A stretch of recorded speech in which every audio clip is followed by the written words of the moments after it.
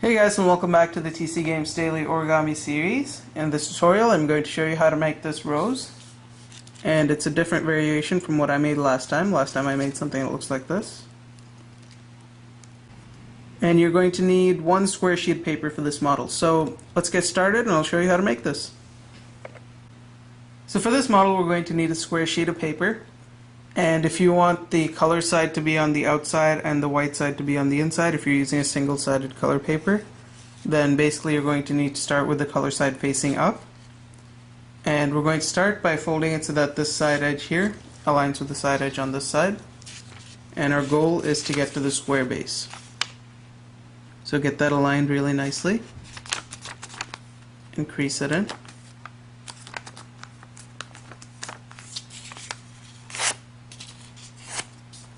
Unfold it.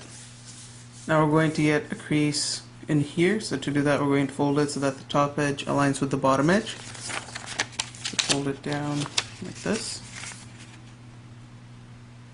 And once you've got that aligned, crease it in.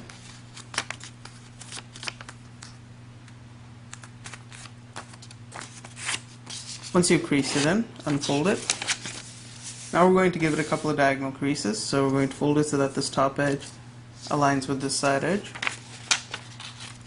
Fold it like this.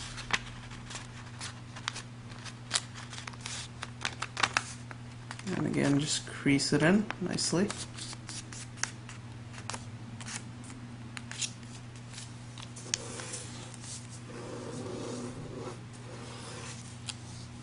And now what we're going to do is we're going to unfold it, and we're going to fold it so that this top edge now aligns with this side, so that we get another diagonal crease that goes from this edge to this edge.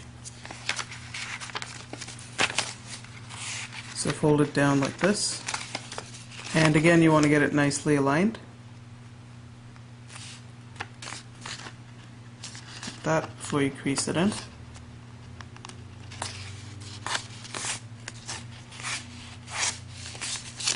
And do the same thing on the other half. Get it nicely aligned, and then crease it in. And this time we're not going to unfold it, we're going to keep it as this upside down triangle. And we're going to place our hand on the left side, grab this flap here, and we're going to pull it all the way to the center, like this. And we're going to end up with two flaps. Drop the top one onto the bottom one, and then crease it all into place.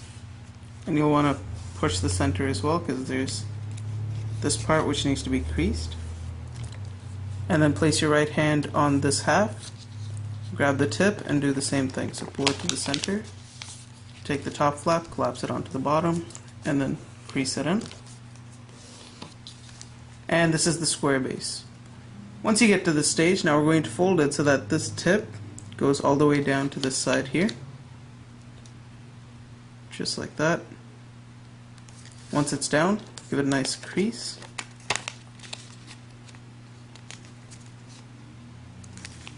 Like this. Now we're basically going to double back, and we're going to bring it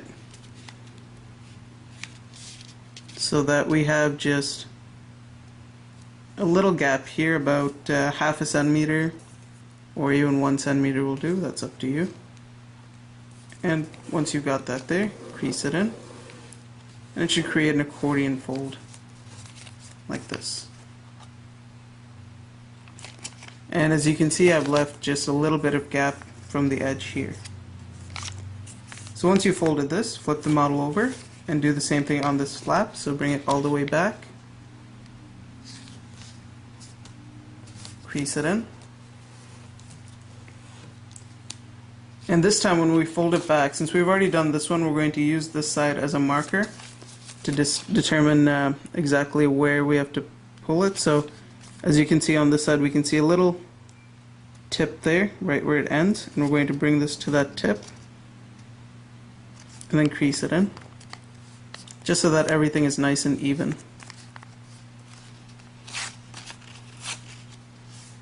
Now we're going to basically grab this flap on the left side and bring it over, and it's going to reveal another diamond shape like this.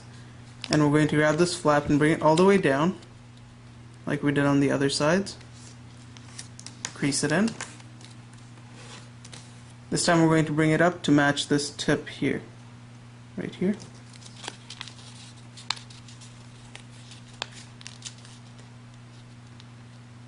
Just like that, or you can even match it to the one below. That's entirely up to you. And then crease it in. And finally we're going to go back and flip it back once more so that this diamond shape is revealed, and this should be the last one.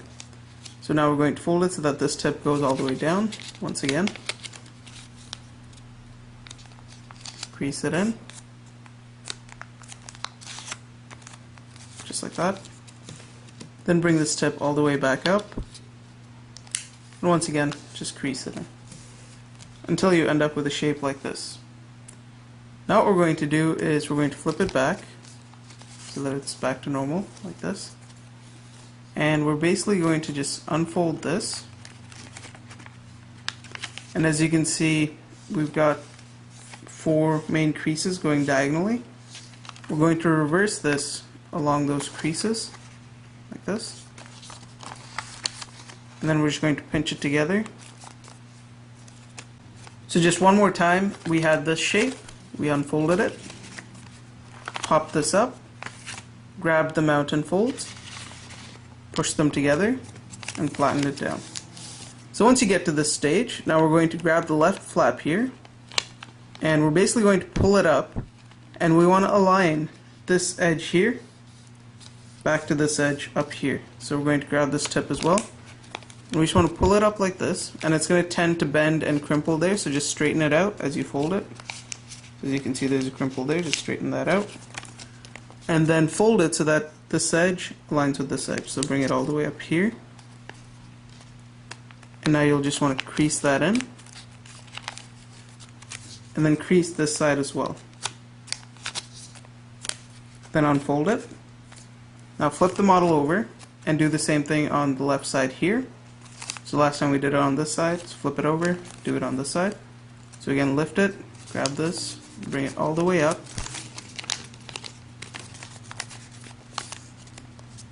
Like that. Crease it in.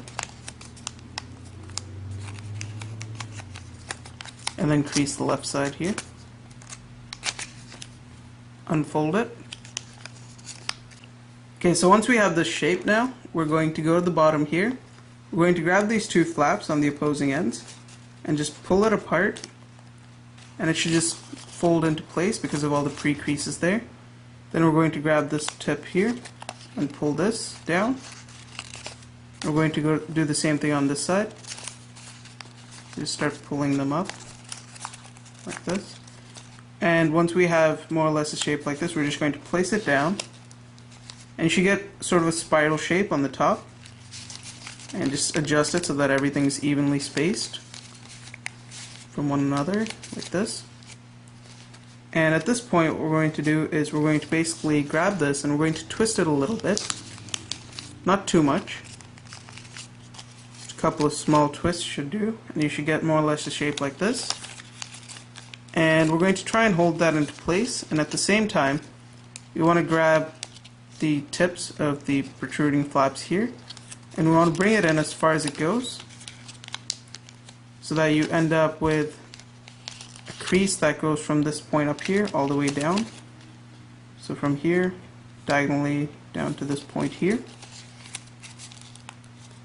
And you'll want to do the same thing on the other flaps as well. So fold that in and then crease it. Fold this one in and then crease it. And you want to make sure it folds all the way inside, like this. And do the same thing on this last side here. Fold that in, crease it, and then just push it in, make sure it's all locked into place. And now if you let it go, it's going to tend to unfold, so just grab it. Grab the bottom part as well. Place it right in the middle of your hand, on your palm, and then just start twisting it.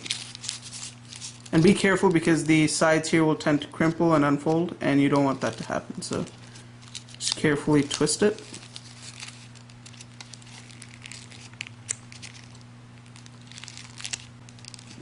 So as you keep twisting it, it's going to tend to become pretty small, and at some point you won't be able to twist it as well. So you might need to use tweezers or a little clamp. I'm just going to use this here and just keep twisting it as far as it goes. Like that.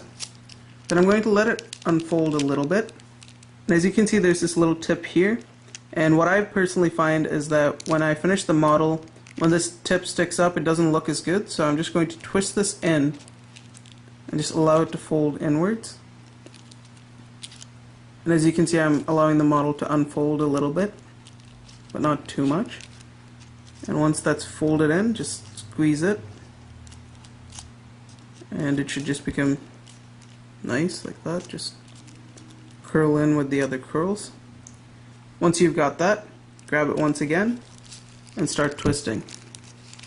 And this time just twist as much as possible without actually ruining the model. So I got it to about this much, and then just pull that out. I could actually go a little bit more from the looks of it. So once you've got this, you should have a shape like this on the inside, more or less. And now we're just going to allow the flaps to unfold just a little bit, and it should slowly unravel like this.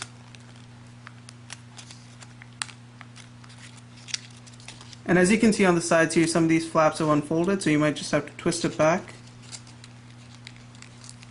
carefully without ripping it. And you should get a pointed shape on this side, like that.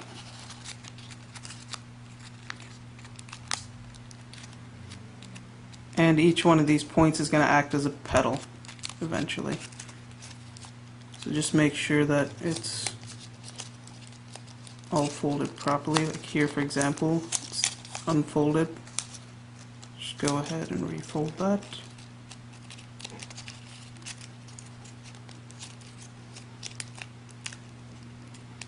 It doesn't have to be perfect, just as long as you have that tip. And finally, this side here.